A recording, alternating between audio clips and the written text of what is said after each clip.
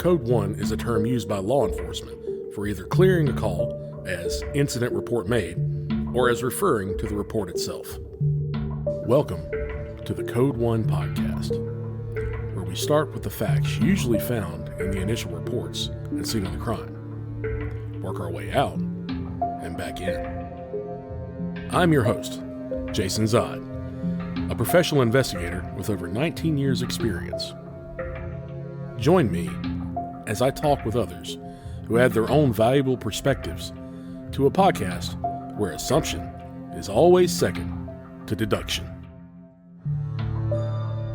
Welcome back to the Code 1 podcast. I'm your host, Jason Zod. Thankfully, gratefully, with me tonight is my lovely co-host, Nat. Nat, great to have you back. Good to be here. Glad to see you. Are you doing all right today? Oh, yeah. Good. You like you got a little extra today. I like it. It's good stuff. Yeah. And then I'm just well rested. Yes. Yes, you don't appear to be tired and bogged down. To my right is award-winning journalist, investigative journalist, host of The Trash, and what's the other thing you're adding to your CV? Best hugger in I don't know. I thought you were going to say Turbo Lover. Oh, Turbo Lover. Rob Yeah. Halford actually gave. No, I was going to say gave him that title. That got that part. Let's go. Keep rolling. Anyway. Hey, Nat, I thought you had a title also that you wouldn't that we don't give you. We haven't given you. You It's too late now. What is it? Two-time. It's too late now. She's a award-winning radio. I'm a PSA director. All right. Yeah. 2 years in a row, she ran against no one. It was great. No, I was number one. he is number one. And also, I don't think Nat sounds tired when she's on here. So No. that's I'm what you said. Not that. No, you said that. And also, Have we been getting bad reviews? no, he said it. Are just people like calling me Sleepy Nat? Yeah, they're calling you Sleepy Nat. Look at her, very sleepy. She's Always tired. Snow White called At her least I'm sleepy. not glitching like Got a John. point. Hey, they call me Mitch McDonald. Hey, listen. You proud of that one? I have it on good authority that I am very proud of that one. I have it on good authority that Nat is on the DiGiorno tonight too. So Oh yeah, she's Don't forget about the Pepsi Cola. oh my god. right here from the I had a Carolinas. whole soda pop, you guys. Yeah, Pepsi. All jacked up. I buy the mini sodas now, like the little ones, because I don't want a whole soda. Usually that's what I do, but Yeah. I wanted the whole thing. You thought you could take it, and you took it. Took it. Yeah, took it down. Pretty much. Well, speaking of North Carolina. Yeah, speaking of North Carolina, tonight is a case right here from our own backyard. Literally. in my Their backyard. We're Not confessing to a crime.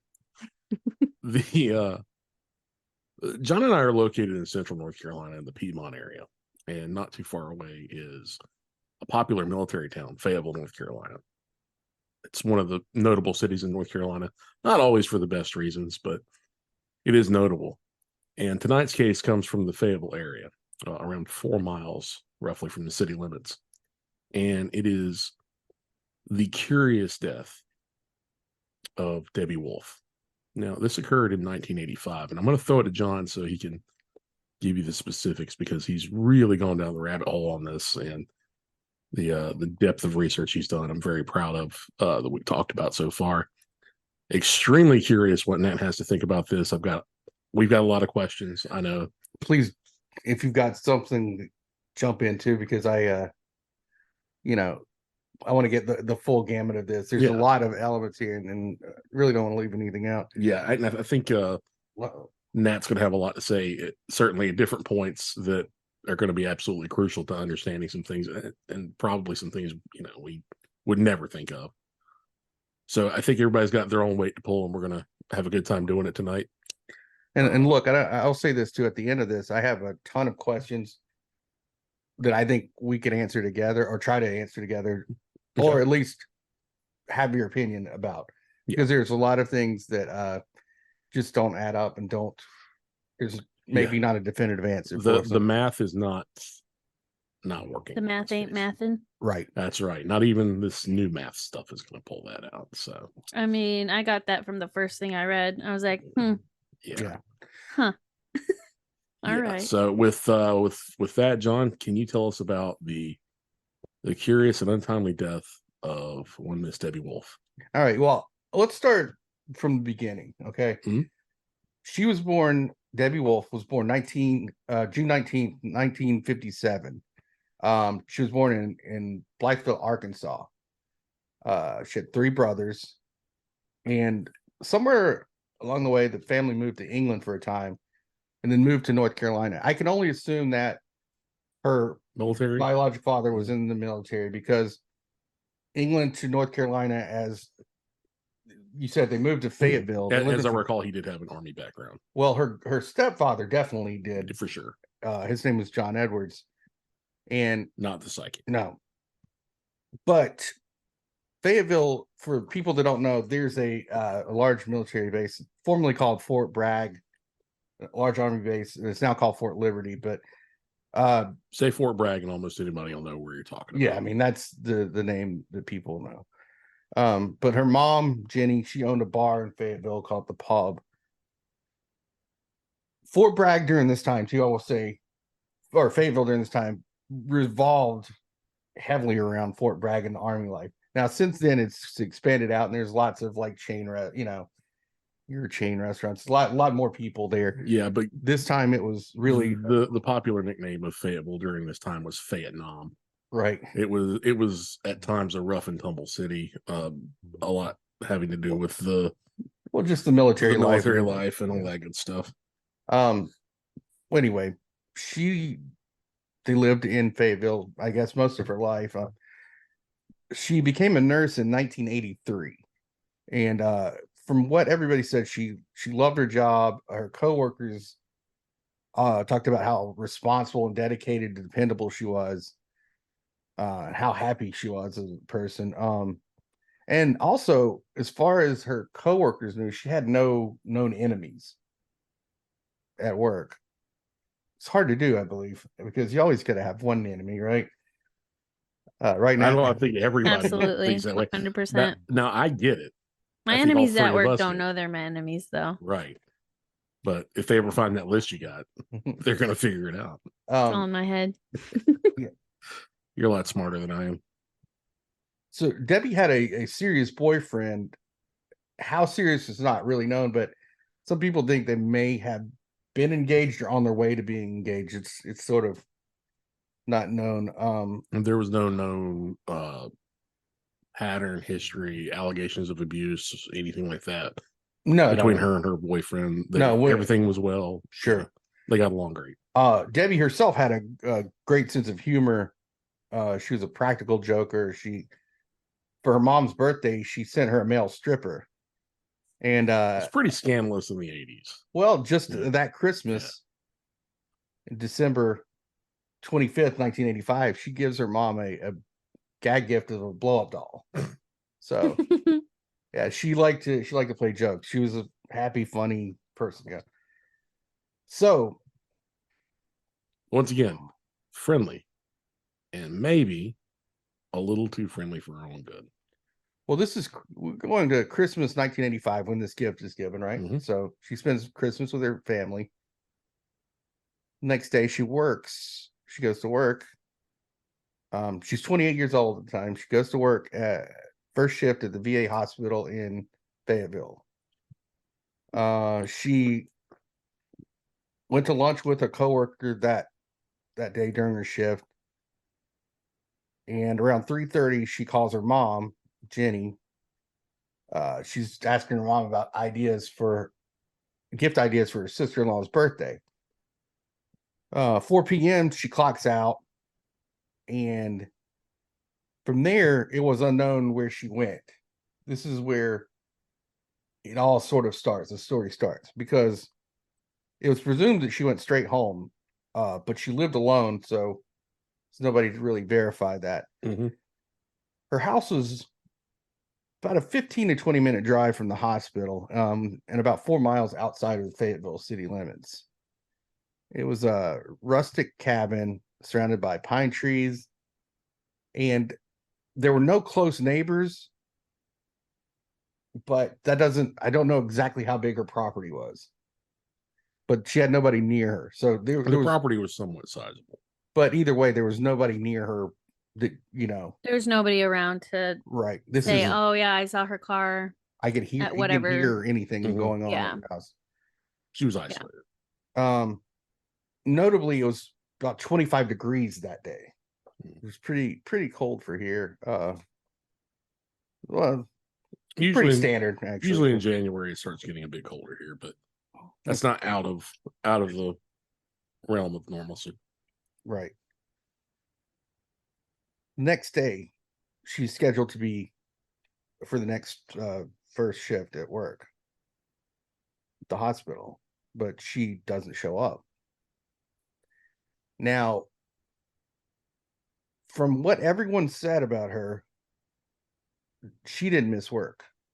It was actually, it was out of character for her to miss work. It wasn't just unusual. Mm-hmm. So her supervisor at the hospital calls her house to check on her, Mm-hmm. but there's no answer. Around midday that afternoon, or midday that day, her mom calls the hospital, and they told her that Debbie never arrived. Right. Work. So Jenny, her mom, calls her number again, no answer. She started getting worried. She asked her husband, John Edwards, and a friend, family friend, Kevin Gordon, to go over to Debbie's house to look for her. Now, this part is a little, I don't know if it really matters, but some people say that she went with them. Some stories say that she did. But she relayed the information as if she did or was, I mean, she relays the information a lot. So that's why I guess it gets confused. But they found, when they got there, they found her 1975 Pontiac, which was actually her mom's car, but she had been driving it. But they found it parked in a spot that it never was parked in. Mm-hmm. And they looked in, the Christmas presents are still in the car. Right. Which she had received.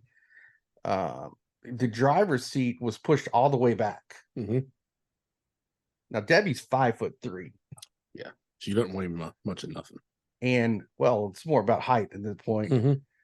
And her mother says that she never adjusted that seat because it was sticky and hard to move. You couldn't really, Mm-hmm. really get a good handle on it.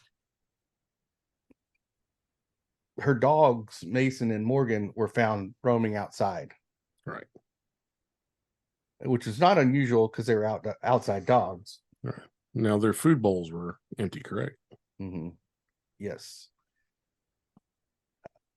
During the day, though, while she would be at work, they would sort of be tethered in this area. But at night, they've roamed freely. Mm-hmm. They get to the kitchen door and it's locked. They go to the living room door and it's unlocked. Hmm. So they go inside and they find the electric heater is on, which is, I guess, uncommon for her to do during the day. People don't want their house burned down. I'm not sure. Debbie, known as a neat person, was known as a neat person, but there's clothes on the floor. There's actually a uniform on the floor, a nurse's uniform, and it's a summer nurse's uniform. Now we're going to find out later that authorities are going to find out later that she was actually wearing Her winter uniform at work. It would have stuck out. It would have been out of order, out of the regulation if she had not been. The person she had lunch with noted that as well, that she had long sleeves on. This is not the uniform that she was wearing at work.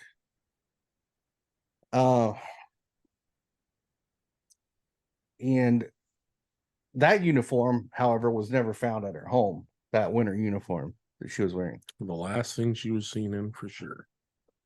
She's wearing a jacket too, right? Yeah. So it seemed that she was nowhere on the property. You said it was a field jacket? Right. We'll get to that. Okay. Kevin and John, they searched the property. Again, oh, let me go back to the car. Excuse me. Around the car, there was several beer cans strewn out around the car area. First, I don't think that she was. I don't know how frequently she drank. Didn't seem like that was the case, but either way, the brand of beer was not her brand. Wasn't something she drank. So there's, Right. and also she would not leave beer cans in her yard. She Being was, a tidy person. and also very much into nature. Mhm. She liked to be. That's why she chose to be out in the cabin. She wanted to be closer to nature. She wanted everything to be sort of clean. Right. So, they look around, and Now John, the cabin had no heating as far as built in, correct? right. That's why the electric heater was on. Mm-hmm. So the beer cans, they say they look. Jenny says this. They looked around and they saw beer cans lying in the yard. Her dogs had not been fed. There was a uniform lying on the floor in the kitchen and other things thrown on the floor. Like maybe she took them off. Okay. Again, very tidy, neat person. Now, John and Kevin noticed also that her answering machine was blinking. For a lot of people maybe listening that are too young to remember this, answering machine is a tape recorder attached to what's called a telephone, which is also plugged into the wall in 1985. They used either VHS tape. I mean VHS. They used either cassette tapes or tapes or mini tapes, which recorded the message, and then they utilize magnetic tape on reels, and then your little cassettes. Right. So you rewind them in your message. It's voicemail before voicemail. Anyway, but the reason I'm saying this is because it's not like it was digitally preserved. Mm-hmm. It was it was on magnetic tape. It's a there and gone thing. Magnetic tape can be easily overwritten, erased. Yes. Even by certain electronics. So they see the message, they hit play, and this is the voice was somebody they didn't recognize. It was a man from the hospital, claiming to be from the hospital, asking how she was doing. He mentioned that she'd missed many days of work, which at this time, when the phone call was made, she was still at work the day before. Mm-hmm. She had only not been at work for a few hours, right? That day, yes. So she'd been missing, and so that day she's only been missing for a few hours. If he even made that call that day, right, it wouldn't have been days that she had been out. Yeah. So they later find out that the call was coming from the VA hospital, but unfortunately, for some reason, John and Kevin deleted the message. I don't know why. Some machines back in the day, John and I were discussing this earlier, would sometimes automatically delete a message. It would rewind a tape and set it to be overwritten again. When you hit rewind, it just whenever you hit play after it's done, it automatically rewinds and that's it. Right. We don't know if that was the case, what the deal is. Especially 1985. Yeah. There's really sort of primitive ones. So law enforcement, again, we're able to determine that. We'll get to those messages later. Or that message, excuse me. Remind me to come back to that. So, or do you want to talk about that now? Talk about it now. Let's get it out in the open.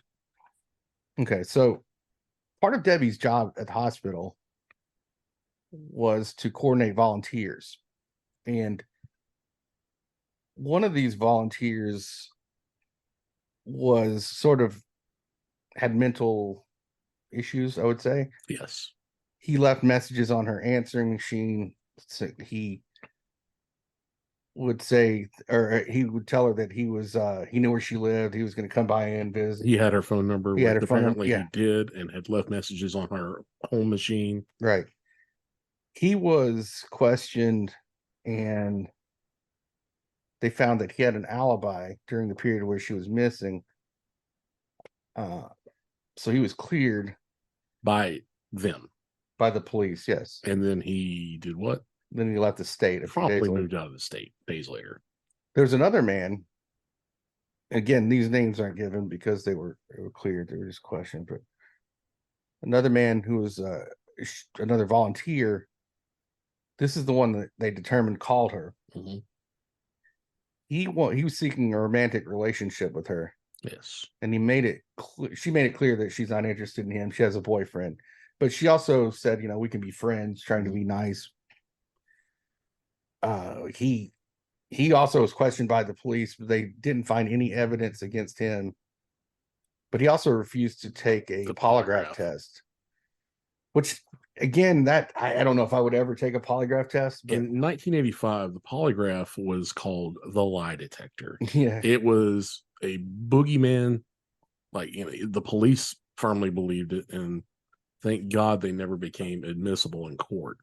But the lie detector was considered, the future of law enforcement. This was the beginning of thought policing. They're going to know what you're thinking and you're lying through this machine that, really, really got brought to the forefront as one of the great tools of law enforcement, which we all know the way that went. But when someone,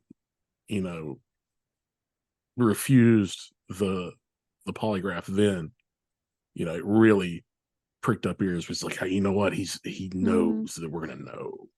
And sometimes, the suspects or the person on the other end was just like, it's the lie detector. They're gonna get me for sure. Also, a little bit of thanks to George Costanza of New York City for helping in the aid of lie detector technology being foiled with his service. Serenity Now. Serenity Now. And it's not a lie if you believe it. But Summer of George. I'd also like to put into context, in 1985, there were no websites to assist with coordinating these kinds of things. All these things had to be done through in-person or phone calls. They were written down, hard copies on pieces of paper, schedules, boards, things like that. So, well, it was very different. And I think there's some other factors in the play here too. Indeed. We'll talk about that at the end. But it is a case that requires you to take into account factors, the day and time when this happened, where it happened, and what time of year it happened. So the next day, that night they leave. They don't find anything. They really don't have anything to go on. John returns to the house the next morning. The dog bowls are empty, so that means that she hasn't been there. Now, Nat, as a dog lover, dog owner, myself too, if I knew that, like, I want priority would be on my dogs, taking care of my dogs if I was going somewhere, right? I mean, obviously, yeah. So that's a bad sign to me. It's like a really bad sign, All of it's a bad sign. Sure, but that doesn't. Yeah. You could be careless and selfless or selfish. Were the dogs did they leave the dogs inside? Or anything? The dogs were outside. Yeah, I think they were out. They were free roaming at this point. They were inside dogs. And do we know where the dog bowls were? They were outside. Mm-hmm. Yeah, because it was easier for her and easier for her to clean up if she would feed the dogs outside. Right. But if she did feed them, hypothetically speaking, wouldn't the dogs have eaten the food? That is true. Right. So, I know. I guess it's suspicious, but how would they really know? I believe there was no dogs water. are fed or not. There was no water in the bowl either. Yeah, that's more of a that's one of the things than that the kind of caught actual me. food dish. Yeah. Well, I also think that maybe I don't know how they. We are going to get to a sticking point of she definitely did. She definitely didn't feed them that day. Mm-hmm. For sure. This will come back later. But, yeah. So anyway, he looks around the property. It's exact order, and I think that may have been the thing too. He may have known, like, the food hasn't been moved, all that stuff, because he did feed the dogs that day. The next day, I'm sorry, that was Saturday, December 28th. They leave. Again, no signs of anything going on. They leave. John leaves that night. Comes back the next day. John and Kevin went back the next day, which is Sunday, December 29th. They take a deeper look because now There's no sign, no You're cause. you're in day 3 of a search now. They look under her bed. They saw the same sort of, nothing had been moved around, but they look under her bed, which is a water bed, and in the back corner underneath the bed, her purse was stuffed in there. Nothing, I Odd. guess. Yes, very odd. I mean, I don't Mhm. know much about purses where when ladies like to keep them, but I find that be not a great place. Well, that makes you the kind of guy that would stuff one in a waterbed. Well, maybe. Yeah. Maybe it's just what we do. I don't know much about why you dames keep your crazy stuff. Hey, don't judge me. This is what some guys like me do. Here in the 80s. Have you ever? Is that where you keep your purse, Nat, or is it? I'm not gonna tell you. Oh, dang it! It It's a is. secret. It Good is. point. So That's why they conceal them in waterbeds. Nothing out of the ordinary there. water. It's a different spot every time. Mhm. There's many hiding places around here. Is that why you all take so long to get ready? Mm-hmm. Yeah, we can't find Looking for your anything. place. They have to get the map out. Like, all right, where did I leave my Every day is treasure? like It's the fucking Goonies. Yeah, I was gonna say every day one-eyed Willie. This is for Sometimes Willie. I bury it out back just in case. Yeah. These are people's dreams. That's out there dressed like a pirate. No. Piratey har. Okay, so Monday, December 30th, work week again. Mm-hmm. Debbie again does not show up for work. This is when her mother, Jenny, has decided enough is enough, and she calls the Cumberland County Sheriff's Office, which is the county that Fayetteville's in. Mm-hmm. Technically, they have jurisdiction, not Fayetteville. It is outside the city limits by Right. about 4 miles. Right. Captain Jack Watts, who is in the lead investigator with the Cumberland County Sheriff's Office. And let me say, outside of everything we're getting ready to say, great name. Yeah, for sure. Captain Jack Watts. For sure. Great name. Powerful name. That's me being complimentary. By the way, just remind me to tell you a great name I heard the other day. Okay. It's awesome.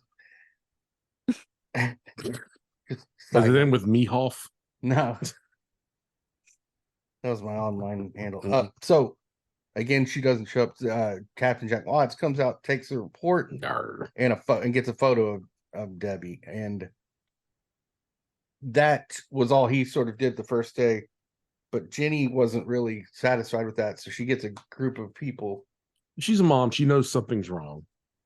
You know, the totality of everything is definitely setting off all the alarm bells. And Yeah. that's something you want to listen to as an investigator. It should bear weight on you. Right. So she gets a group of friends to come and search the property. And they walk through the woods. Now, law enforcement, again, has already searched at this point. No, No? this is the first. Okay, I thought law enforcement. Law did. enforcement Okay. has not been there yet. My bad. I'm skipping. He right comes through out that. and gets a photo. Right. Yeah, walk they don't around- do much at the beginning. That's right. Right. They walk around the woods, surrounding this small retention pond in the back, and they find nothing. Now, this retention pond is somewhat close to It's an irrigation pond. it's Yeah. listed as a retention pond on here. So it's about 60 feet long. It's at the edge of it. It's, you're Mhm. you're going in. It's like a normal, your toes deep. There's an easy slope that goes down. Yeah, it's a graded entrance. So It's by very- the time you're 5 feet in, you're maybe not even knee deep in this water. Mhm. It takes till you get about 30 feet in to where it's at its deepest, middle way through, when it's about 5.5 feet deep. Okay, that's Mhm. as deep as it is. So, and this pond is like not right against the cabin, but it's fairly close to the property. yeah. I mean, it is on the property. It's just not. Well, I mean, like to the curtilage, I should say. But they find nothing out there, so they halt the search for the day and go home, or they're starting to go home. But around 4:30 p.m. that day, Detective William Nichols of the Cumberland County Sheriff's Office shows up, and he tells them that the investigators plan on searching the property and cabin the following day. Okay, so now we're at New Year's Which, Eve, December just, 30th. just as a note, not a great idea. Not to usually. announce you're getting ready to search. True. Why not? Well, you, What could go wrong? that strikes me as the kind of move of a fella who likes to play his cards just completely parallel to the table. Maybe even a little Like, oh, bit. you want to see what I got? Look, if that's the Is a only, pair of aces good? Well, we're not gonna be honest here. by the end of this, if that's your only complaint, then It's not. It's not even We're just really. getting started. Yeah, that's the most minor thing that happens. it's not great. It's not the most egregious, but it's not great. December 31st, 1985. New Year's Eve. Investigators search the cabin and property. They find nothing to be suspicious, no signs of struggle. They bring in bloodhounds to search the scene. They also find nothing. They did not search the pond, however, because they told Watts that that someone told him, not sure who, that the pond had already been searched. They'd searched by there, and there's no reason to search. Watts later stated that someone from the family had told them Yeah. that they looked in the pond. Looked in the pond, right? Visually looked in the pond and didn't see anything. No, not searched, but looked in the pond. Yeah, just looked. Here I am I sitting right glanced here. at the pond and there wasn't a floating body, so I looked over. It looked good. So Watts is like, you know what? Good enough for me, mister. So Jenny, again, not accepting this, very much at a loss and very desperate to find her daughter. She asked her, Keith Gordon, who was one of the guy who comes over, Close family friend, long-time acquaintance. yeah, he went over with her husband to initially search the property. I believe he and her husband worked together at some point as well.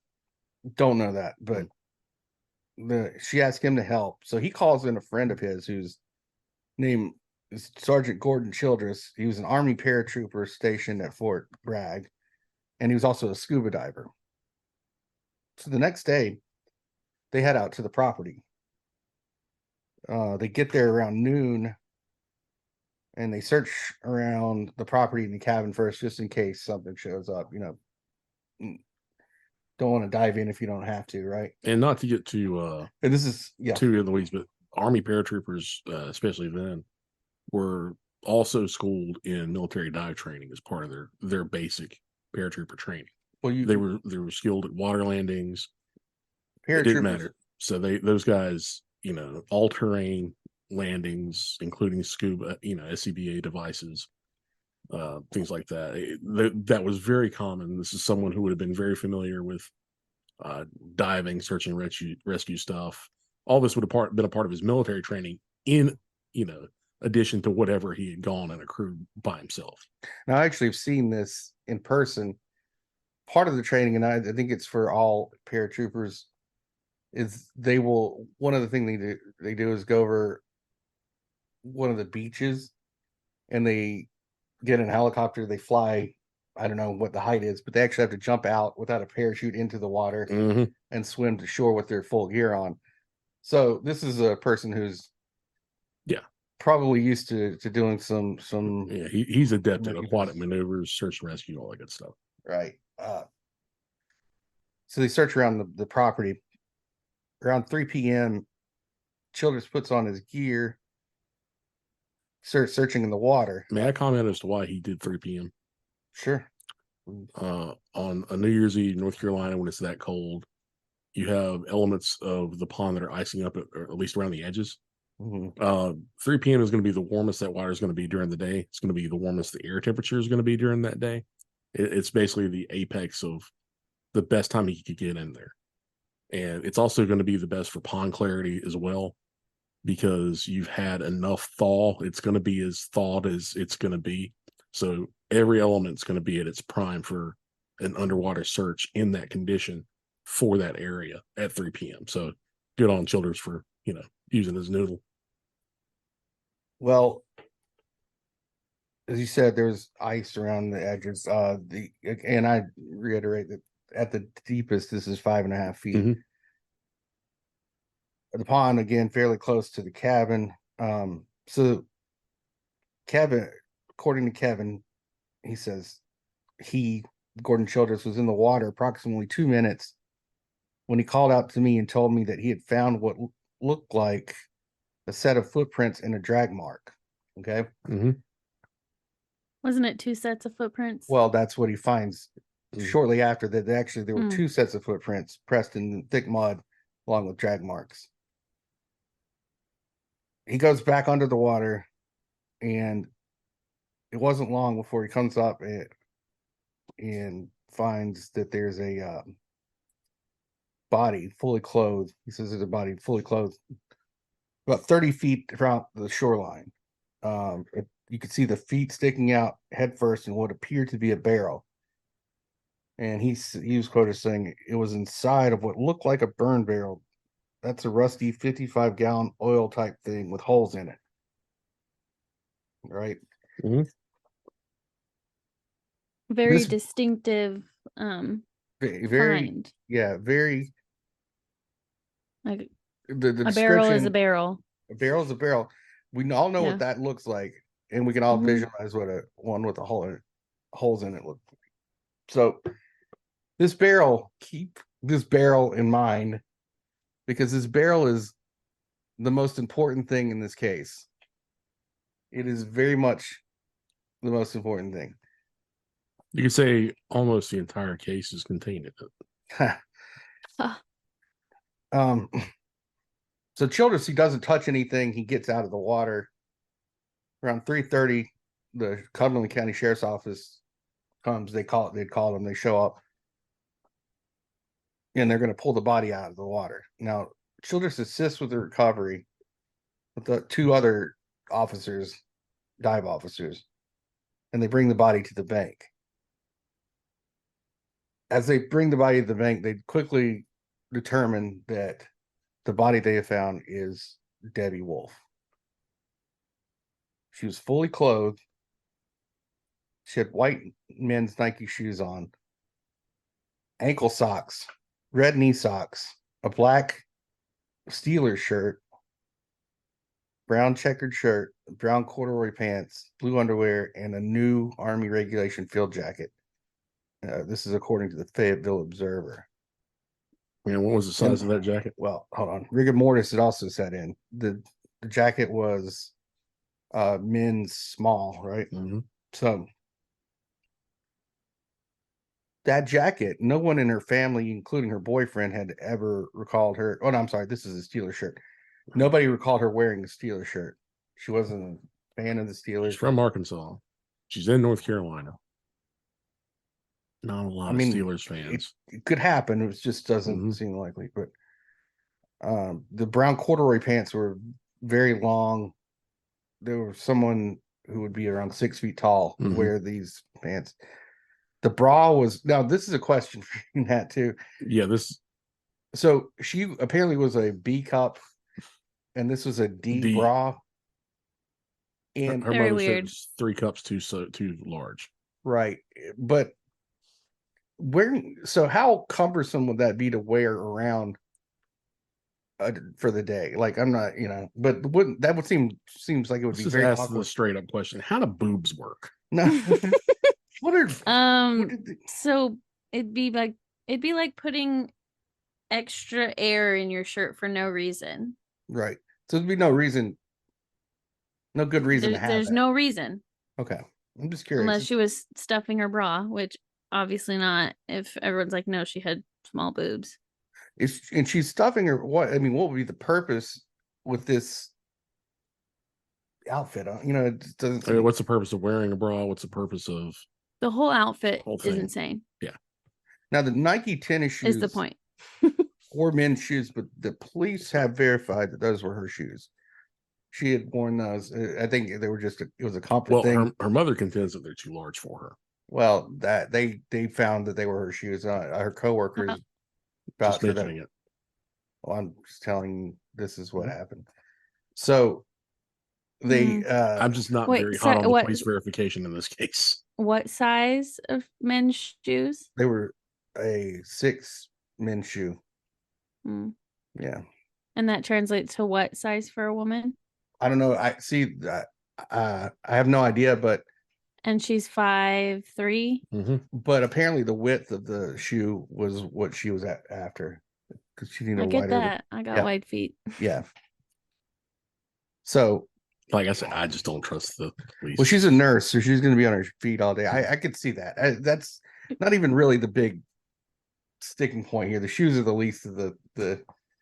But it is a issue. point. Right. I always go with the feet. I'll look at the feet. Of course you do. Now, No, not like that. Ew. I'm a foot No, aversion. okay, listen. If it was a men's size 6, that would have been a women's size 8. I think What she wore 5'3" yeah. woman do you know has size 8 feet? Well, she wore like a 7 or 7.5. They said in a woman's shoe. Still, With a little if it's big. wider, I'm just going on this. I'm not accusing you. research, man. I don't know this. I'm saying I don't trust the police's assessment in this. Wearing a whole size bigger than what you normally wear. I get the Maybe width. a half size but- with width. Yeah, that wouldn't be that crazy. An extra width. It's worth I looking at. don't know. Either way, I don't know. Thank you, because I know nothing about women's shoe sizes. I was totally leaning on you for that one. well, more And curious, the boob thing, obviously. more curious than that though is the Army field jacket Mm-hmm. Mm-hmm. because She did own an Army field jacket. right, her boyfriend, former Army criminal investigation agent Steve McDonald, also interesting Mhm. field of work there, but he said he didn't give her the jacket and he had never seen the jacket before. And in fact, she owned a field jacket that was hanging up inside. That was the field jacket she was wearing the day she went missing, correct? Right. And I think it had, And it had coffee stains on the sleeve. Right. And that was from her brother, who was approximately 185 pounds and 6 foot tall, that she had taken the jacket out of his closet and worn. Yeah. So, But back to this. not a small jacket, No, not a small field jacket. It was, in fact, a large jacket. Back to the barrel, though. One of the sheriff's office divers, Don Smith, was quoted in the Fayetteville Observer, the newspaper there, that he'd also seen the barrel, and during a televised news report said that he says this to the major or the chief deputy, I guess you would call him. Is that his title? It would be chief deputy. Yeah. Yeah. The deputy, even though right under the second man in charge. Of second, he's a major, so I guess he's still whatever. Chief deputy is a title, major is a rank. Okay, so there you go. He told him that he pointed over to the spot where the body was found. He said, "I saw that sucker out right there." Mm-hmm. So, is that a direct quote? It's a direct quote. Nice. I believe the sheriff had initially given an interview also. That's not true. Okay. I mean, that's like, I'll get to Okay. that. We're getting there. So they have the autopsy conducted by Dr. William Oliver. I think he must have been in Cumberland County because he was not, as far as I can tell, He was not the CME. Yeah. He determined that she had drowned in the pond based on a small amount of water, a teaspoon water that was found in her bronchial tube, one of her bronchial tubes. A spokesperson with the Cumberland County Sheriff's Office said that there were no marks or signs of struggle with her found on her body, right? No foul play. But the Fayetteville Gazette, which is another smaller paper there, it was a smaller paper there, reported that there was some bruising, but nothing that could be proven or disproven as an assault. They also reported in the autopsy report reported there was no evidence of sexual assault. The toxicology report revealed no trace of drugs or alcohol in her system, which makes the beer cans even more curious. Mm-hmm. Something's fishy. The date of death was given as December 26th, but nobody actually knows when she died, what day it was. But that's because some states will allow the family, when there's an undetermined time and date of death, they'll allow the family to pick a date. I think in North Carolina, They do not. They don't do that? Nope. So why would there be a date of December 26th when it's... In this case, if it's an basically an unresolved or unexplained open-ended cause of death, They will give last date seen with the best analysis of the physical evidence that they can give. The the chief medical examiner in North Carolina's office has changed a lot over the years. Now they would give all the weight to the evidence as opposed to the last known time. The etymologists, a bunch of different people would be doing a consult with the chief medical examiner after everyone had done their proper examination.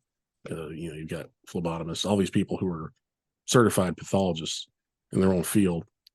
A lot of times it'll be like chemical breakdowns in the blood, given that she was in a cold and freezing environment underwater for some time. Well, They have all kinds of things to factor in. In this case, it was looks like roundabouts, and that's what was given. That is not entirely true, but they did not investigate or measure the temperature of the water that was, released anywhere. So that's an interesting factor. But it's true, but there's some ice other on the surface. So right, but you don't know the exact temperature and how I do not. But in a 5.5 foot deep pond, I'm saying it's going to be cold. It's going to be cold, right? But I think that's an important thing, wouldn't you think, as an investigator, to know what the temperature. One would maybe want to try a thermometer, right? So Kevin Gordon also he didn't agree with the assessment. He says typical drowning, eyes would be open, mouth open, hands and arms in a clawed state, fighting for her life. And he said her eyes were closed, her mouth was closed, her arms in a relaxed state, just like her whole body was relaxed. She looked like she was asleep. Now, Captain Jack Watts, his theory, which he tells the Asheville Times News, is really far away. I guess they just they were down here covering kids, whatever. He says that her dogs were running loose when family members and the sheriff's department first met, so he thought that maybe she was playing with her dogs and fell in. And the sheriff's office fell right into a barrel. Yeah. Well, this is interesting. Yeah. The sheriff's office also didn't have a reason why she may have entered the water, and believe that she was in the water, became disoriented, started moving forward towards the middle of the pond instead of the edge, and succumbed to immersion syndrome, which is basically having a heart attack due to the cold. Yeah, well, you get basically you get disoriented, you start losing different faculties when you're underwater. Yeah, you panic, all kinds of things happen. Your body goes into shock. Right, panic. Yeah. Hypoxia sets in faster. Here's the fucking problem with that: you got to go 30 feet to get to the depth where she would have likely gotten immersion syndrome. If she walked into the water, not even that, but yeah, it takes 30 feet. If she had walked out to the water, again, 5 feet out, you're knee deep at the most. You can walk out of there. You could even crawl out of there with what their explanation was, but that, oh yeah, that wasn't asked or explained. So January 2nd, 1986, the Wilson Daily Times, which is Wilson is a town nearby. Hey, hang on just a second. I've actually got a quote pulled up. Let me get this on my phone. Or the sheriff's office when they were preparing to give this particular explanation. Okay. Yeah.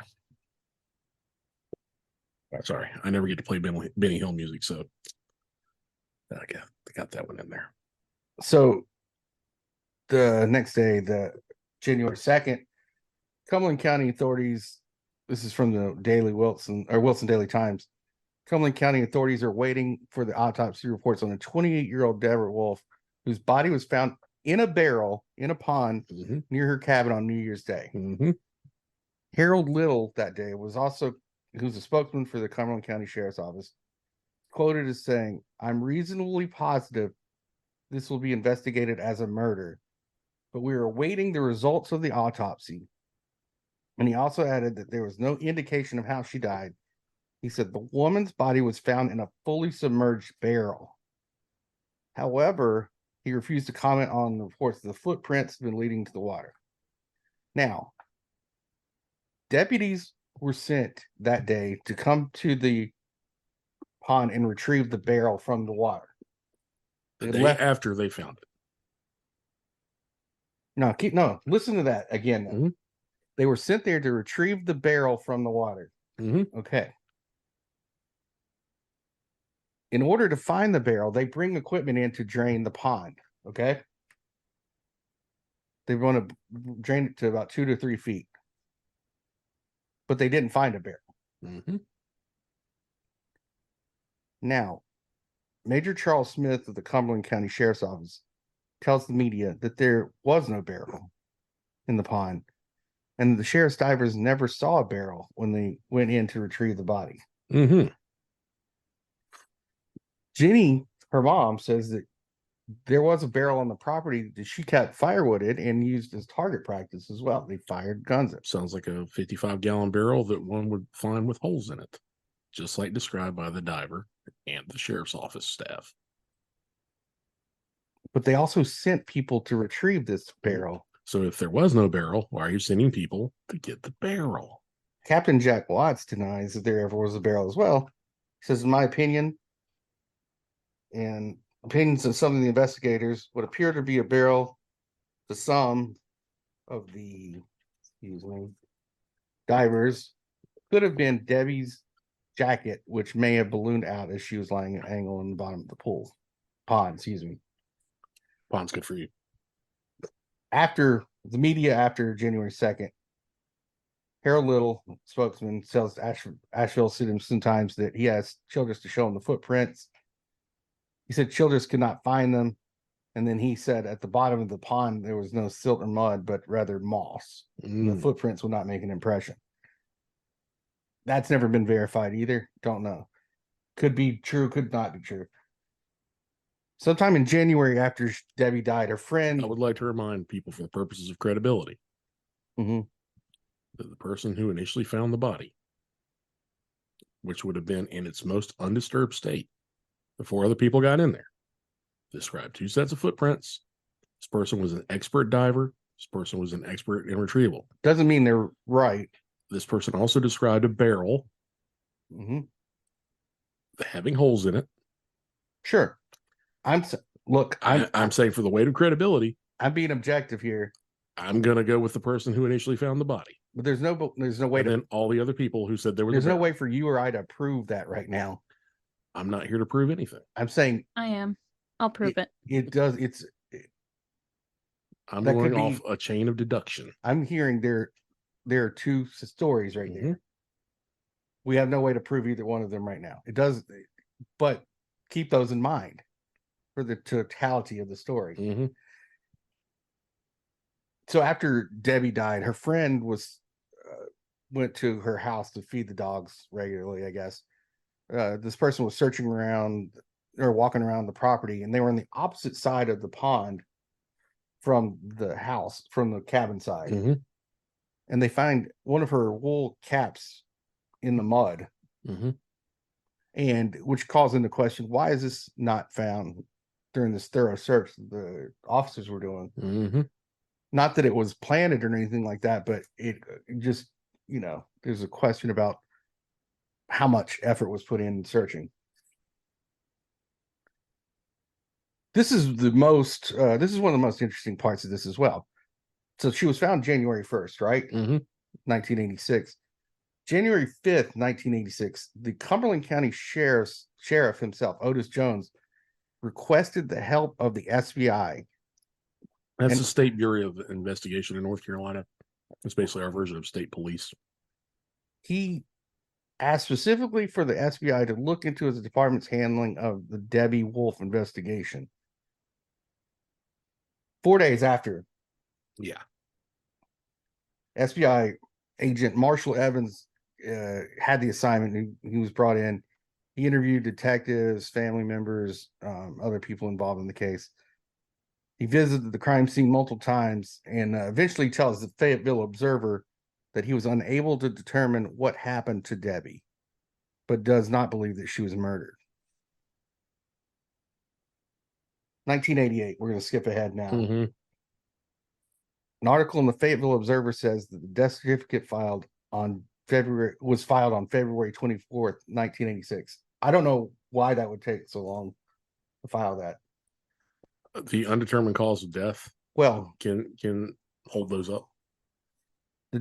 in the death certificate, it says the determination of death was murder / suicide / undetermined or natural causes also pending. Mm-hmm. So literally all of them. Well, it could have been all of those, right? At that time, that explanation was kind of code for likely a human caused death. Well, they couldn't prove it, but it wasn't ruled out. So a supplemental That's what the subtext of that filing was for. A supplemental report lists the cause of death as drowning, and that meaning that would the autopsy first list those causes of the cause of death, which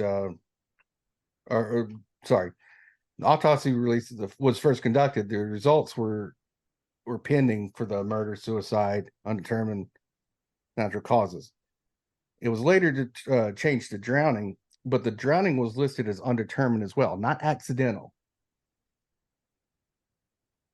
That means she died due to drowning according to the death certificate, but not whether there were other factors at play, like a homicide. Yeah, like in the report, how much fluid was found in her lungs?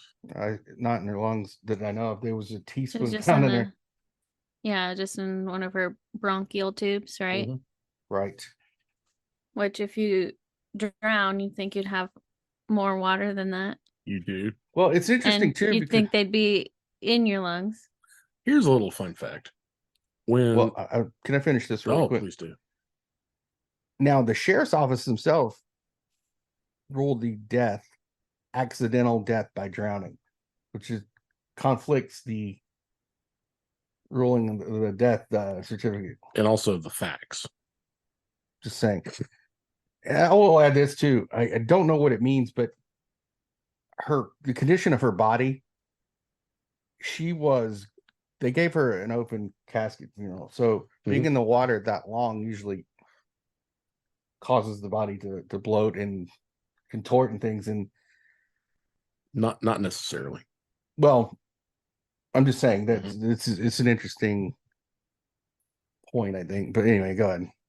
It's also cold water.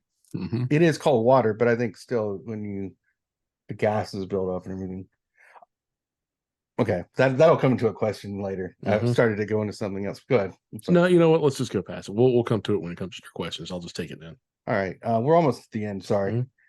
1991, NBC does an Unsolved Mysteries episode about her death. They use a Hollywood private detective named Robert Frasco and solve the mystery based on the evidence they show in the case. Private detectives. He basically says that he believes that the body was taken somewhere else and then dumped in the water much later than they say.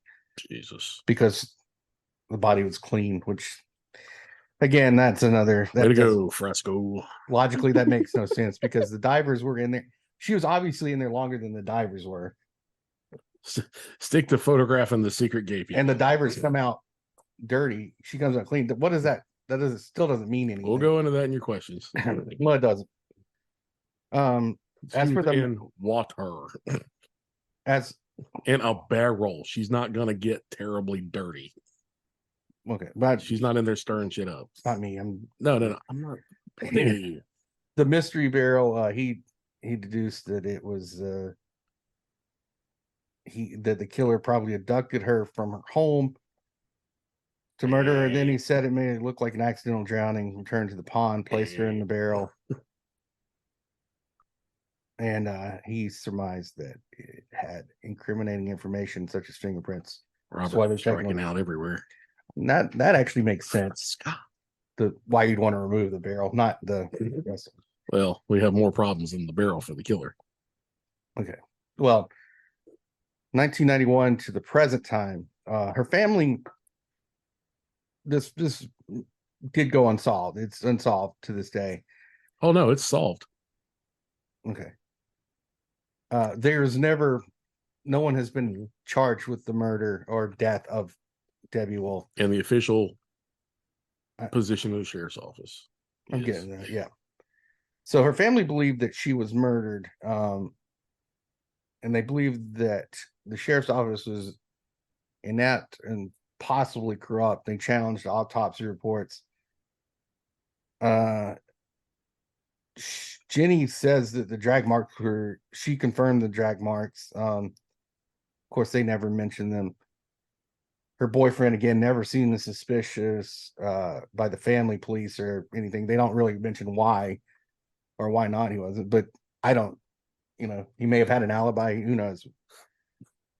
Of course, there were the two coworkers that were always seen as suspicious by her family. The family, they're content. You mean the volunteers?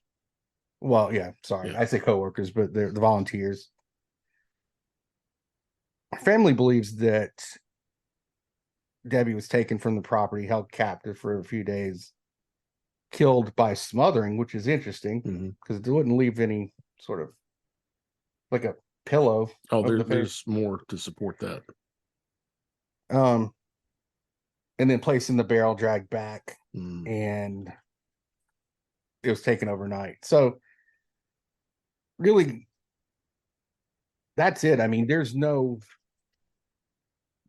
some other people that have taken a shot at this case, and then but they never really. Well, there's one dude who I can't get enough of. I'm not going to say his name, but I just sort of left him out. He's one of my new favorite people to watch. Yeah. And not for any reasons of education, maybe a little of what not to do, but I'll brief you on him after this. But wow, are there some people talking? So where do you want to start? Well, I'm just going to go through these questions I had written down while I was, looking into this. We can kind of talk about it. So one of the big questions, like, they never mentioned processing her car or house for fingerprints or the cans of the beer. Well, that was my question. That's what I meant. I meant the whole thing, the whole property, anything for. They didn't process it like a crime scene, even though they didn't know what happened. Right. At no point was this treated like a potential homicide or crime scene. Even after she was found, like, did they check her phone records? There's no word of that. Did they interview her coworkers? None of this was made public. They didn't. Nobody's come out and said they were did the police ask them any questions, anything like that? The car seat being pushed back, they have no explanation for that. The clothes, there's still no explanation for that. No. They've never. I mean, I've got a working theory. Here's a question that I'm going to ask you. Well, let me say this one too. The two sets of footprints. Now, they didn't clarify whether they were two sets of footprints going in and drag marks, or one going in, one going out. That's why I wonder. Well, so it could be one person, could be two people. Could very well be. Right. If there are footprints. But at the deepest part of it, you're likely not going to have footprints going out from the deepest part at the very beginning. It'll be I think he found ways out. He found them when he went in immediately first. Right. Like, it wasn't long before he found these footprints. Right. Now, here's the question I have. But they're going to swim out from the 5.5 foot part for a little bit, and then the footprints will pick back up closer to the edge. Yeah, I mean, but I'm saying he found them closer to the edge with the footprints underwater. And she's going to roll a little bit when she gets down there. I mean, not very much, with everything being what it is. There's not current. There's not, all that really going on. Well, cold water. Let me ask you this, though. Hypothetically, there's no barrel. Wouldn't that body have floated to the surface? Not necessarily, to be perfectly honest with you, because of the weather and possibly because of the time it's been in there. I don't know the buoyancy of her body. Some people sink like a fucking stone, and some people are just immediately buoyant. How long would it take? Gas, if the body was exposed like that, more likely it would float to the surface. How long would you say it would take though? Because they were there every day. Buoyancy of the human body, the gas filling the stomach, putrefaction, even in the cold. I don't know, 24 hours. They were there every day and they didn't see a body. Yeah, I mean that's a meatball guess off the top of my head. Because they were having days that were warmer, where there's sunlight going into that pond. The pond thaws, the pond freezes. So there's plenty of time for chemical reaction and the breakdown of the stomach lining. Even in that temperature. Another question I have is, when they found the body and they determined that they were going to get this barrel out, which didn't exist, by the way, they say, of course not. Why didn't they bring the equipment in that day and start working on it, or at least work on getting the equipment there? Why do you need to drain a pump or drain a pond to get a fucking barrel out? True, but I'm just say this is their method. They're going to do that. Maybe they had it. Somebody had a reason for it, but it also, to a point, would the water would be draining out of it because it had holes in it. Well, if she was drowning in a fucking barrel, her arms would be all fucked up too. All fucked up. There'd be scratches, lesions. There'd be all kinds of things that would. That's not what I'm saying. Especially an old burn barrel. Yeah. Well, yeah, that would. It's rusty, got holes in it, shit like that. It's. But she also had clothing on. Did they even say anything about the clothing being torn? No, they said the jacket was pristine. It was almost like it was brand new off the fucking all the rack. Clothes were pristine. Yeah. You're not fighting for your life with. Yeah, it's all fucked up. Pants are one of the first things that comes off in victims like this, especially with their feet sticking out. Shoes for that fucking matter. But why you're going into a muddy fucking pond at whatever time of day? If you start struggling, a shoe is gonna come off. It's a tennis shoe. Why did they not start working on this? Getting this equipment in that day. Also, why was it New Year's Eve? When did they find her body? This is a very interesting point that you're making, but they had to go party, obviously. No, seriously, it seriously fucked up drinking time. I think that there was not even joking. It was inconvenient. This time of year, you're talking about after Christmas. If you've been around any sort of government offices from never. December 23rd on to probably January 7th. Yeah, there's nobody around. Ain't happening. You might get in, not including law enforcement. You go into their offices and there's bare bones. You get maybe a desk officer or two, and then whoever's on duty, on calls, and desk. Nobody's doing anything. Patrol. And this was the worst time of year for that to happen. And in the 80s, it was even fucking like nothing happened then. So, I mean, it makes sense that's why they didn't have an officer out there on the property when the body was found to make sure nobody came out to the pond. They didn't have somebody out there. So it was just a comedy of errors.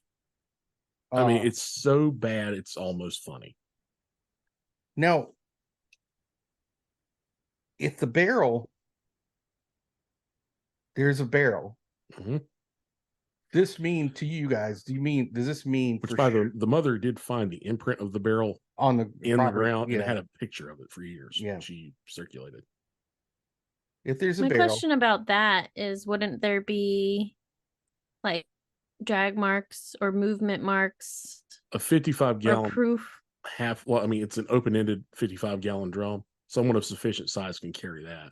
If they pulled it up and then dragged it, you put the body in it towards the edge of the pond, around the edge of the pond, and then you start like rolling. You'll have a ridge on the ground. Yeah, there would be some sort of imprint as well. And then that's what I mean. In the pond, yeah. In the pond, yes, but they didn't. Only for. I mean, they fucked up so much, dude. There's thousands of things I'm not even saying out loud that would bore people to tears that you have to go over in something like this. Yeah, they didn't preserve anything. They did not want this to be a murder. Well, I'm asking you this. This is an important question. Does that barrel mean that this is foul play? Yes. Is there any scenario? I mean, even put herself in that barrel. She would head first go into a barrel and end up 30 feet. Because if she's trying to kill herself, there are easier ways. There's much easier ways. She still would have. Your body, when people go to drown themselves and weigh themselves down or whatever, they still struggle. It's involuntary. Your body is an animal. Wait, we don't want that. Not What to are you mention there doing? would be much more It's- water in. Yes. Yeah. You talked about smothering earlier. When you smother someone and part of the death is they aspirate, you do get a small amount of fluid in the lungs from the bronchioles bursting, and different types of alveolar sacs bursting and fluid basically coming out from different parts of the lung, which is a spongy material if you actually like look at it and get it in your hands on the inside. All that stuff liquefies very easily. It's next to liquid already. Those membranes are so thin. So yes, you will have a small amount of fluid in the lungs from a smothering. You don't see smotherings as common homicide implements as you used to. Generally, smotherings are something you look for in children deaths. It's one of the more common, or the elderly. The elderly are often children and elderly are the most often victims of smothering. But all this fits the narrative of she's at work. She encounters someone or someone's. This person at some point had transported beer. They take the beer, likely in her car, them driving back to her place. I do not know if this person is alone at first, but I do know that they don't have the transportation with them that they came with unless another person is involved in driving that. They go in, do whatever to her. Usually in these cases, a sexual assault occurs. I don't have enough information to say whether a sexual assault occurred or not because of the complete lack of professionalism and integrity of this investigation. Well, other people have made comments. I don't know. I don't know. I couldn't find anything to dig my claws into. Did you guys? I mean, I saw. Mm-mm. I don't think I would put anything into what I saw. But objectively speaking, we don't know that her family was right about her not having those beer cans out there. We don't know. We're just taking their word that this is the case, the fact. Right. Objectively speaking, the seat being way back, she can't drive that car like that. It doesn't matter. She could have moved the seat, but objectively speaking, why they're still, even if you're not sure, why did they not investigate? Why did they not take those cans? I understand. So when the family is telling you as an officer that this is not normal, why do you not do something about it? And why were not the other causes not investigated as well? Like suicide or any of those, they just immediately went to accidental death. Given there's the message on the machine, there's a ton of other things that speak that this was something else. I talked briefly with a guy I've known and worked with forever. He's going to be on the show at one point. His name's Reggie. And we were both just sitting there yelling at each other about what they didn't do. We were just yelling. It's how we communicate. We're yelling at what the fuck? It's just like, did they interview anybody? We don't know. That's what I'm saying. Nobody's ever come out and said the police talked to me about this case. Like the people she worked with. They had to clear somebody, but how did they do it, and why were they cleared? Well, and they say that these people have alibis, but they don't list what the alibis were. No. And then you've got one dude who immediately leaves the fucking state. I mean, they don't have to do that to the public. They don't have to give that to the public, but it's just at some point something has to be released. But the real thing about it, I don't understand this, why it still will always be suspicious, is the barrel. Why are you denying that there is a fucking barrel there when you had officers on the record saying that there's barrels there, that you had a diver saying that he saw it. You had who's an unconnected third party. This guy did not know that. No, one of the police divers. He said he saw it as well. Then you have. So why would he deny it? Well, he didn't deny it. The other not him. The captain. I don't know. And you have a crew coming back to drain the pond. Draining the pond for a barrel is bullshit. If you're gonna look for other evidence, awesome. But this is what they sent to get the equipment to drain the pond to get the barrel. Okay, I agree with draining the pond, by the way. Okay, but you're missing what I'm saying. Yeah. The barrel. Yeah, there's a barrel there. Why are you draining the pond if there's no barrel? Right? Exactly. Yeah. What's the objective if you're not doing that? So my point is that barrel was the key to it being investigated as a homicide. Correct. If you didn't want to investigate it as a homicide, that barrel's gone all of a sudden, and there never was a barrel. I'm not saying they did anything with it, but if it's gone, I'm not. I found Dude, it. if at this point, if you told me they put that barrel on a truck to transport it back and it dropped off the back and they couldn't find it, it wouldn't fucking surprise me. I don't think this was police corruption so much as it was a total shit show. Negligence. I'd almost Yeah. rather it be corruption. At least there'd be some evidence. What I don't. Who are they covering for? I don't think that's the case. I definitely think they all just bungled it. Yeah, because completely fucked. Look, this guy, Captain Watts, seemingly was a capable police officer because he caught a serial killer a couple years later. Well, whatever he did, he may be credited with it, but I don't know about that shit. Well, I don't know either, but I'm talking about this specific incident. It just seems to me, as my opinion, and all the things that you put together here, it doesn't add up. You have a person who has never shown signs of suicide, committing suicide or being depressed. You have a house that's in disarray. It's not normally in disarray ever. You have a purse that's in a peculiar. All these things, and you put them together, and then they deny the barrel. I don't understand it. I looked at the place where I'm reasonably sure was the place she was working in 1985, the VA facility, because it's an older institution and building. And I was thinking maybe there was a parking deck. There was no parking deck, so she was walking in plain view, and it's kind of flat land out there. Sand hills. Yeah, it's where that is pretty open space. So she was visible walking to and from work. So acquiring her in a vehicle would not have been a great hassle for someone who was lying in wait. Yeah, you also hypothetically, if you're her schedule anyway, you could get, and you already know where she lives and you have her phone number. There's not cameras everywhere. It's 1985. Yeah, I'm just saying. Mm-hmm. I mean, look, it's also difficult because you do have a lot of trained killers, like a better term, there in that area. The Army, and you clearly have the best investigative unit since fucking Hogan's Heroes working the case. Well, whatever. It's now. What are your thoughts? I mean, I want to hear your impression on this because we need to hear what you think. I think that the police department completely failed from start to finish. Well, they haven't finished, but they completely failed this case and the victim and the family.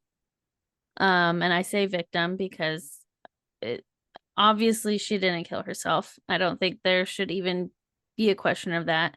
And if there was a true question of that, they should have investigated more, looked at her belongings in the house, looked for diaries, interviewed coworkers, friends, people who weren't her family. And it just, we just don't know if they did any of that. And I think it's really weird to just say there's not a barrel when there's a fucking barrel. There's a barrel. There's a barrel, and there's a barrel missing from her house. It's just all fucked up. I don't know. Oh, I do remember this too. I forgot this. One of the reasons we don't know who they interviewed, and they purged all the records. They purged the records because it was case closed, and then when they which is bullshit. Change over their system, all those are gone. Dude, I would trust our buddies who did the Philly court sketches. I would trust that criminal justice system over what Miss Wolfe got in this particular case. I will believe anything that Judge John McKeever says. Judge John McKeever is the guy to go to. Yeah. But no, it's extremely fucked up. It's infuriating seeing cases like this as a professional, as a human being. I mean, how good would you feel about walking around in Fayetteville after dark in 1985, Matt? I wouldn't. Right? I would move. You Right. know, not to say that anywhere else would be much better, but if it's proved to be, you know, you have no support there. If something happens to you, this is what the police do, which is jack shit. Yeah. Well, there was a slew of other Captain attacks. Jack shit. Yeah, Captain Jack shit. There was a slew of other attacks around this time, some of them fitting loosely this MO in that area that also went unsolved. So, I mean, I mean, what it can could you have head been off one by of the catching one? cops. Yeah. That's all I gotta say. It's possible. I would hope anyone with police and evidentiary knowledge wouldn't leave that much fucking evidence laying around though. Yeah, that's true. Yeah. But they could have well, that's when you just start like your brain starts reeling. But from what is shown, was obviously not a normal thing that happened. Like No. her evening was not her normal evening. No. Just nobody cared enough to investigate. And the only reason they probably came back out was because her mom was not satisfied with what they were doing. This bitch is calling again. You know what the real kicker to me is? Okay, you say it's an act. You say it's whatever. If she committed suicide, that again, it's possible, right? I don't believe so. It would be a tough one, right? No, not with the condition of her arms. I'm saying it would be tough for her to commit suicide. Yes, it'd be impossible. Just say yes. You said no.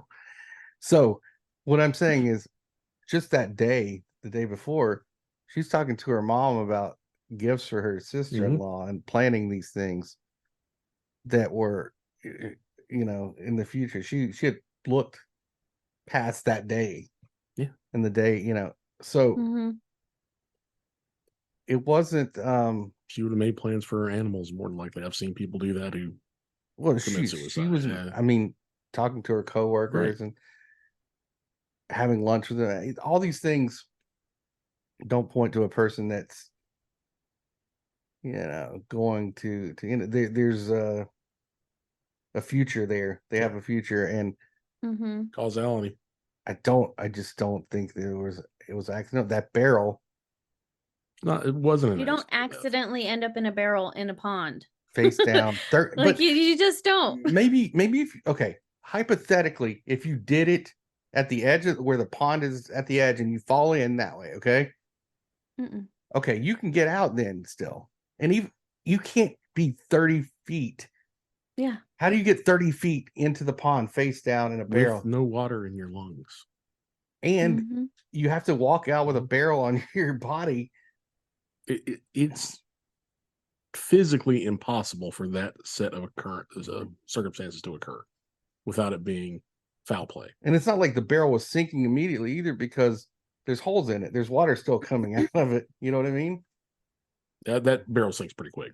But I mean, what I'm saying is, like, it's not filling in and pulling you. The pressure's not pulling you in. Yeah. There's water still coming out. So you can get out of the thing probably. Yeah. Small 5'3" lady. The suction's not gonna. Yeah. I don't know. It's a shame. Anyway, Anyway. Unless whoever is responsible isn't dead or has a guilty conscience, I don't think we'll ever get an answer. We'll never get that answer. I mean, she would have been 66 now, and who knows how old the person was responsible. So I'd say I'd love to know who moved out of state, though. Wouldn't that be something? I would like to know who both of those people are. Yeah. But they're not. I mean, well, guys, you brought it tonight. Good work. Thank you. I know the unsolved doesn't feel like, you know, you did something, but you did something. That's what it is to do these. You will be frustrated and angry, and you know, you'll see the folly of public servants not doing their fucking job when it's clearly right there in their fucking face. But that's what this is. And I appreciate the hell out of you guys for going through it with me. Yeah. I don't know. We done broke John. Nah, I just went spent a lot of time looking over that, and it just doesn't. There's no Just satisfaction. It's satisfaction. frustrating. Yeah. Closure. That's how these go, man. That's what it is. But we got the word out, so maybe this will help someone somewhere listening. If you're the guy who moved out of town, email John. Yeah, email me. Email me. I'm wide open too. Or Jason. Yeah, don't You can email get me that. you can hit me up at 55gallonbarrel at gmail.com. You can hit me up at there was a fucking barrel there. I'm at purse in the bed. .net. We're about to have you over a barrel, mister. You can find me at purse under the bed. Sounds like a Tyler Perry movie. It is.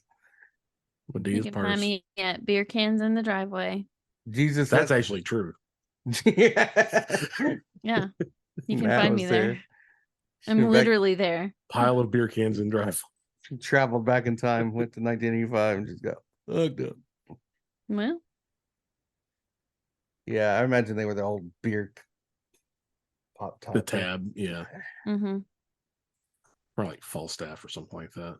I don't know.